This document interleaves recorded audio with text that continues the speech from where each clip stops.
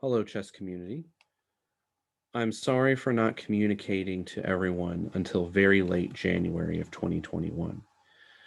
We have been, or there have been several reasons for the delay. The main reason is because the technology to run proper team events on the internet has not existed until very recently. There are ways to do team events online, but they fall very short of what we'd all expect a state level event to look like. Even US Chess has avoided doing team events online. This weekend in mid February, there are events being run online that will test the new technology. I am involved as a tournament director at New York's GNY SCC event tomorrow and Sunday. The experience gained will benefit Kentucky, and I am grateful for them for the opportunity to work their event 2 years in a row now. I am ready to make a few announcements finally, so here they are. Online tournaments are different than over the board tournaments. With the next few announcements, please understand this concept. While many online events have popped up all over the place, they are not the same. The organizers who try to make online events the exact same as over the board events are usually failing to provide a good experience. The organizers who are flexible with the online format have mostly been successful. So, this next few announcements will be a little difficult for some people, but please keep an open mind. Quads aren't happening this year. A lot of thought has been put into whether or not to run the quads this year. I have settled on not running the quads for the following reasons. I think I have four reasons. Yeah. Sorry, I'm reading to you all something that I wrote so I don't miss details. All right. So anyway, reason number 1. Quads are primarily for qualifying schools to play in the state team championship. The purpose for why these qualifications were set up many years ago was to make state team size predictable, allowing for site shopping. Usually, state team is best held at a university. However, that has not always happened, especially when the UK Student Center closed down for a couple of years. It should be noted that the size of the event online is irrelevant because we do not have the physical space parameters like we do at a physical location. The second reason to not hold the quads is numbers have been extremely low across the country, not just in the state. For example, the New York event this weekend has around 800 or so players. That's a successful event, in my opinion. However, it is used to having 1,500 to 2,000 players. Chess Performance is used to having 150 to 200 player events, or sometimes a little less than that or a little more. However, we struggle to get above 50 players right now. California has seen a drop in players too. Pretty much every large state has seen a massive drop, both at the local and state levels, with varying degrees of success in running their events. With such drops, the issue becomes running the events properly. If we advertise we'll do 4 rounds, for example, but a section has a clear winner after 3 rounds because of lack of signups, we either have to end that section early or we have to have a fourth round where the pairings are very strange. Nearly all events that we have run so far this year have had to remain one individual section because of lack of signups. For example, you can't run a K5 4 round event if you've got 7 K5 players. The fourth reason we're not going to do quads is if we run quads and merge sections, it makes it difficult to objectively determine who gets what invite. For example, if a K8 team beats a K5 team, does that loss count against the K5 team for a K5 invite? It just gets too complicated. Likewise, if we run the quads and everyone pays their entry fees and they are automatically invited due to low turnout, then why did we have them pay entry fees to begin with? Does this mean that if state team has open spots after the quads are run, that we deny people entry because they didn't go to the quad? In a normal year, this denial wouldn't occur if there was space in state team. The main idea is in state team, we get as many people to play as possible, preferably through qualification.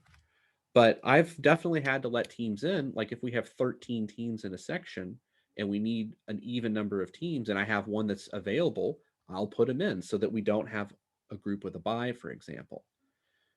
So, in conclusion on this topic, with these reasons in mind, I am not organizing any quads this year. I think forcing everyone to pay an additional entry fee when they are clearly not supporting other events right now due to any number of good reasons, it's just not useful. Now, State Team will be a normal team modified Swiss event this year. Because the technology to run a team modified Swiss event online is now finally here, we can offer this style of event. It will not be the typical four-board format. However, it will resemble an event style we're all familiar with. This is also an event style that we know we can deliver. The best part of this format is that we don't need to do substitutions for State Team since all the team members get to play. This was a big concern of mine because doing substitutions in a normal over the board event can be very taxing on the computer team who's running the tournament, let alone doing this online. It was going to be very difficult. And it also didn't feel right to say no substitutions, because what if somebody has to go, or somebody's sick or something. So I didn't really want to do that. So this solves both of those problems. Now, we are running a February 6th tournament that was originally going to be called the Metro Championship event. Mostly it was just a local event that we ran for Louisville teams and some surrounding areas if they want to prepare for quads. That was the intent of this event, but this year that doesn't matter anymore. So we're going to change the name to something, I don't know what, but we'll change it in the next day or so. And we're inviting you to play in it. This will be the only opportunity to play before both state individual and state team. As we have decided not to rate this event will allow you to experience an online tournament without buying a US Chess membership. This event will happen on lichess.org, which is a free website. We can provide a decent amount of support for you if you need help signing up. This event will not be a team event. Its purpose is to help people go through the motions of online play. State individual and state team will occur on the Internet Chess Club, or ICC. Most all of our events have occurred on here so far. While Lichess and ICC are quite different, the general principles of online play are the same between both sites. For example, you have to stay logged into both. You have to be on our Zoom call the whole time. There's things that you need to know in order to be able to do this. I would personally prefer that you will try this event out before going to the state championship with no experience under your belt on how to play online chess. So I'm highly encouraging you all to please come to this event. Okay, so let's see here. I feel like I missed something. Maybe not. Okay, well, anyway. Another thing that we're doing for this event is that we are lowering the entry fee from $25 to $15. We can't do the event for free, but we do offer awards and stuff for the event. We'll mail them to you. But we're trying to make it as cheap as possible to get people experience. So please consider this opportunity. Anyway, the time controls for both state team and state individual are going to be shortened to game 30. While I know this will upset people or some people, the truth is online events favor faster time controls. The most successful online events across the country use faster time controls. I also do not believe parents and kids have the stomach to play up to 2 hours of chess on a computer screen 4 times in one day. That is what would occur if I use the traditional game 60 time controls for state team. And the state individual's traditional time control is game 90. So that's 3 hours per game. Of course, that's a 2-day event, but still, you'd be playing 9 hours of chess in one day and 6 the next day if we did it that way. The U.S. championships with the best players in the country was run with game 30 time controls. So I personally feel that if they can do it, we can do it too. Again, I am somebody who favors longer time controls in tournaments. I don't like the faster time controls. But in sticking with the principle that online play is different than over the board play, I understand that this is a better way to go. So I understand if you are upset with that. Just please understand that internet chess is different and that organizing these events is new territory and not simple.